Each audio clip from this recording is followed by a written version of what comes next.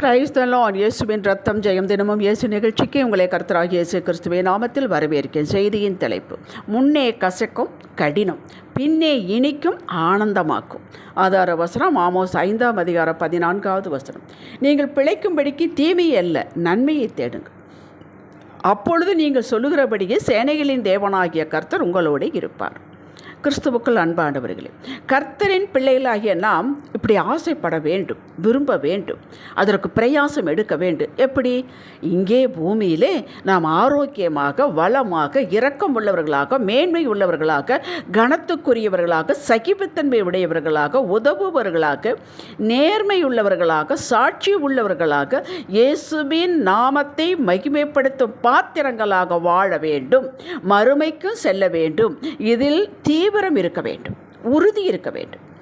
எதையோ கர்த்தர் கொடுக்கட்டும், எப்படி நடத்துகிறாரோ அப்படி நடத்தட்டும் என்றிருப்பது ஒரு வகையான பொறுப்பை எடுக்க, சேலஞ்சுகளை சந்திக்க வேண்டாம் என்று ஒதுங்கி போகும் தன்மை இது இருக்கக்கூடாது. ஏனென்றால் இது ஒரு நம்மை சோர்வின் பாதையில் சிக்க வைத்துவிடும்.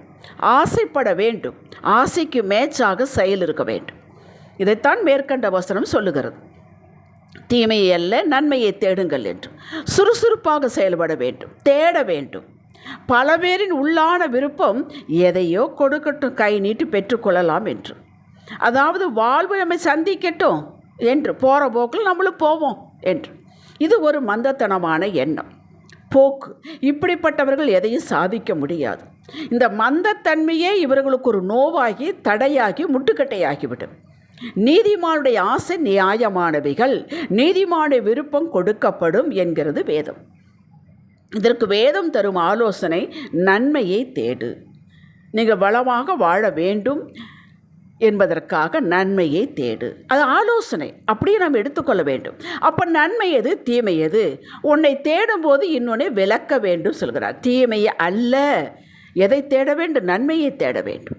வெந்ததை தின்று விதி வந்தால் போய் சேரலாம் என்ற பழமொழி நம்முடையதல்ல. நாம் வாழ வேண்டும் என்றுதான் கர்த்தர் விரும்புகிறார். நாமும் விரும்ப வேண்டும். 3 யோவான் 2 இதைத்தானே சொல்லுகிறோம்: ஆத்துமா வாழ்கிறது போல நீ எல்லாவற்றிலும் வாழ்ந்து சுயித்திருக்க விரும்புகிறேன் என்று. அவர் விரும்புவதை நாம் விரும்ப வேண்டுங்க. அதுதான் நன்மை.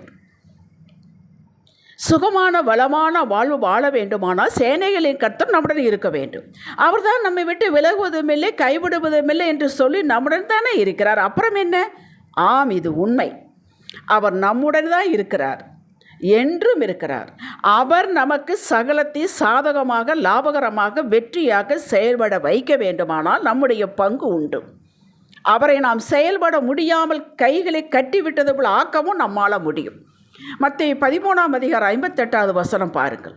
அவர்களுடைய அவிசுவாசத்து நிமித்தம் அவர் அங்கே அநேக அற்புதங்களை செய்யவில்லை.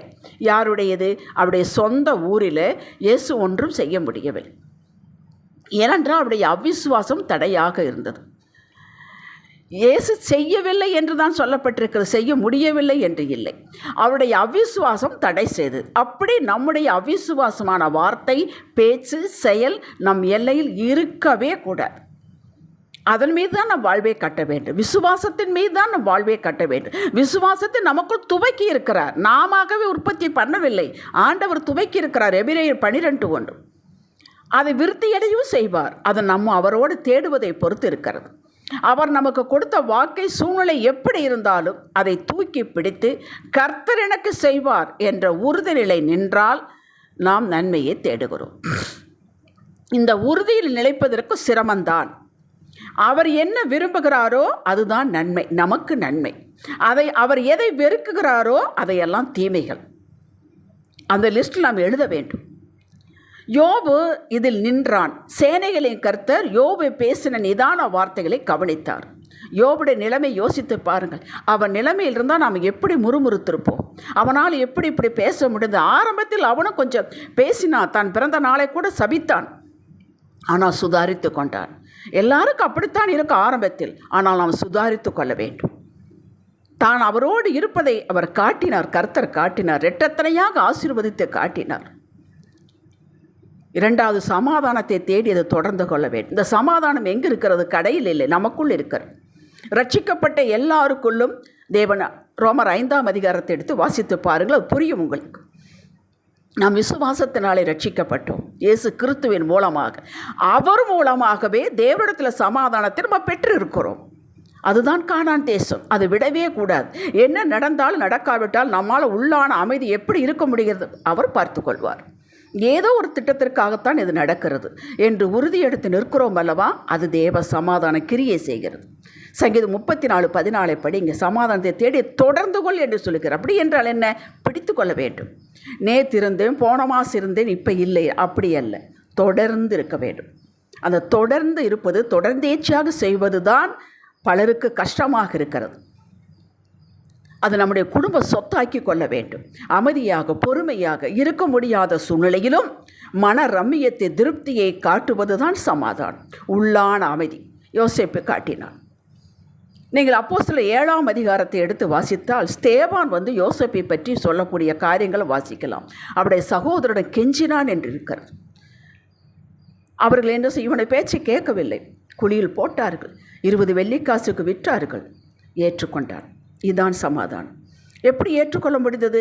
ஏதோ சேனைகளின் கர்த்தர் என்னோடு இருக்கிறார், இது ஏதோ அவருடைய திட்டத்தின்படி நடக்கிறது, நான் இப்பொழுது இந்த பாதையை எடுத்துக்கொள்கிறேன், நான் ஏற்றுக்கொள்கிறேன். அதுதான் தேவ சமாதானம் அவனை செய்ய வைத்தது. யோபுவுக்கு அதுதான் செய்ய வைத்தது. கவனித்து கொண்டே வந்தார் கர்த்தர். அவன் எல்லையில் அற்புதமாக செயல்பட இதுதான் ஏவியது. நம்முடைய பாதையில் அவரை செயல்பட வைப்பதற்கு நம்முடைய பங்கு ஒன்று என்ன இருக்க வேண்டும்? அதுதான் சமாதானம். தேவன் நம்முடைய உலகம் கொடுக்க சமாதானம் அல்ல, தேவ சமாதானத்தை நாம் காட்ட வேண்டும். உம்முடைய சித்தத்தின் நடுவில் இருக்கிறேன் அப்பா, என்னால் முடியவில்லை, ஆனால் ஏதோ என்று செய்யுங்கள் என்று சொல்லி இருக்க வேண்டும். இதுதான் பாதை என்றால் ஏற்றுக்கொள்ளத்தான் வேண்டும். ஏற்றுக்கொள்ள முடியாது என்றால் நன்மையின் ஊற்றுக்கண்ணான கர்த்தரை நிராகரிப்பது என்பதற்கு அர்த்தமாகும். தானியேல் 3 நண்பர் எடுத்துக்கொள். தானியேலை சிங்கக்கவியில் போடுவதற்கு ஆயத்தமாகிவிட்டது. அவனுக்கு தெரியுமா, என்னை உள்ள போடுவார்கள், சிங்கத்தின் வாயை என் ஆண்டவர் கட்டுவார் என்று ஏதும் தெரியாது. ஏற்றுக்கொண்டான். இதுதான் முடிவு என்றால், இந்த மரணத்தினால் என் தேவன் மகிமைப்படுவார் என்றால் எனக்கு இது கிடைத்த சந்தர்ப்பம் என்று எடுத்துக்கொண்டான். இதுதான் நன்மையை தேடுதல். அப்படியே ஏற்றுக்கொண்டான். விட்டுவிட்டாரா? அந்த 3 நண்பர்களை தூக்கி கொண்டு போய் 7 மடங்கு அக்கினியை சூடாக்கி போட்டார்கள். எப்பொழுதுமே அக்கினுடைய மையத்தில் தான் அதிகமான சூடு இருக்கும். மையத்தில் போட்டார்கள். ஓரத்தில் அவ்வளோ சூடு இருக்காது. ஆனால் ஓரத்தில் போட்டவர்கள் வெந்து விட்டார்கள், மத்தியில் போட்டவர்கள் பிழைத்து கொண்டார்கள். அவர்களுக்கு தெரியுமா, போடுவார்கள், கர்த்தர் நடுவில் இருப்பார், நாம் வருவோம் என்று ஏதும் தெரியாது. இதுதான் முடிவு என்றால், இதில் என் தகப்பன் மகிமைப்படுவார் என்றால் நான் ஏற்றுக்கொள்கிறேன். இதுதாங்க தேவ சமாதானம். நம்மளை இப்படி யாரும் கொண்டு அக்கினியில் போடுவதும் இல்லை, சிங்கக்கவிக்குள் போடுவதும் இல்லை. சில கஷ்டங்கள் நேரங்கள் வரும் பொழுது, சகிப்புத்தன்மை அவமானப்படுத்தும் பொழுது அதை அமைதியாக ஏற்றுக்கொள்ள வேண்டும். நம்ம பக்கம் நியாயமாகவே இருந்தாலும் ஏற்றுக்கொள்ளத்தான் வேண்டும். அதுதான் நன்மையை தேடுதல். அது ஆண்டவர் சும்மா விட மாட்டார். துணிந்தார்கள். 3 நண்பர்கள் துணிந்தார்கள். தானியேல் துணிந்தான். அக்கினுக்குள்ளும் கர்த்தர் இருந்தார். அக்கினி பெலன் கொள்ளாமல் செய்தார். சிங்கக்கவிக்குள்ளும் கர்த்தர் போனார். சிங்கத்தின் வாயை கட்டி போட்டார்.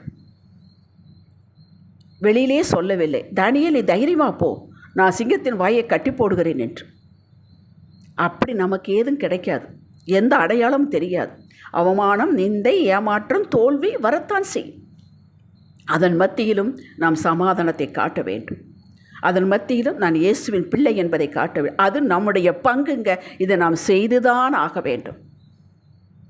அயல் நாட்டில், வெளிநாட்டில், எதிரி நாட்டில், ஆண்டவரை தெரியாத நாட்டில் தானியேலுடைய நண்பர்கள் உயர்ந்த பதவியில் கொடிகட்டி பறக்கவில்லையா?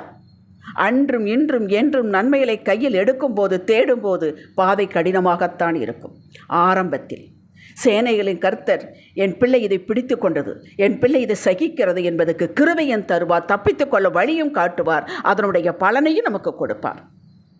இறங்கி கிரியை செய்வார். பாருங்கள், இது அற்புதம், இது ஆச்சரியம். உடைக்க வேண்டியதை உடைப்பார். நம்முடைய பாதையில் எது தடுத்து கொண்டிருந்தோ புரட்டி போடுவார், பெயர்த்து போடுவார். அந்த நேரம் வந்தவுடன் அதுவரை நம்ம அமைதியாகத்தான் இருக்க வேண்டும். உங்களை பார்த்து சொல்லுவார், நீ சும்மா நின்று கொண்டு வேடிக்கை பார், நான் சகலத்தை செய்து முடிக்கிறேன் என்று காதுகள் கேட்க பேசுவார். இதையும் அன்றும் இன்றும் என்று மாறாதது தான், நிரந்தரமானது. கடினத்தை கையில் எடுங்கள். அவமானமா சகித்து கொள்ளுங்கள், பொறுமையாக சகித்து கொள்ளுங்கள். ஒரு பீரியட் இருக்கிறது, இந்த வெயிட்டிங் பீரியட், இந்த காத்திருக்கும் பீரியட். இதில் தான் நம்மளை உடைத்து உருவாக்குகிறார். இதில் தான் நம்ம கூட பேசுகிறார். இதுதான் அவருடைய சித்தம் என்றால் சித்தத்துக்கு ஒப்பு கொடுப்ப போது மட்டும்தான் பேசுவார். உங்கள் சித்தம் என்னப்பா, உங்கள் சித்தம் என்னப்பா கத்துனாலும் சொல்ல மாட்டார். அவருடைய சித்தத்துக்கு நம்மை முழுவதுமாக ஒப்பு கொடுத்து நாம் செயலில் இறங்கும்போது விவரித்து காட்டுவார். இதோ பாறையானாலும் சரி அப்பனே நான் சுமப்பேன், இது நன்மை என்றால் நான் சுமப்பேன் என்ற தோரணையில் இறங்குங்கள். கர்த்தர் சுமப்பார், நீங்கள் ஆனந்தமாக நடக்கலாம். ஜெபிக்கலாம். தகப்பனே, நன்மை இன்னதென்று கற்றுக் கொடுத்திருக்கிறேன். இதை கையில் எடுப்பேன், மனத்தாழ்மையோடு நடப்பேன். நீர் என் பாதைகளை செவ்வைப்படுத்தி கொண்டே முன்னே செல்கிறீர் என்பதை உணர்கிறேன். உங்கள் கரம் பிடித்து நடப்பேன் அப்பா. சேர்க்க வேண்டிய இடத்தில் நீ சேர்ப்பீர். அறிக்கை செய்கிறேன் இயேசுவின் நாமத்தில் பிதாவே. இன்றைய சிந்தனைக்கு அவரை தேடுவேன், அவர் முகத்தையே நாடுவேன். நன்மைகளை காட்டுவார், எடுக்க நிலைநிற்க பலன் கொடுப்பார். எதற்கும் கவலை இல்லை. ஆமேன். ஹல்லேலூயா.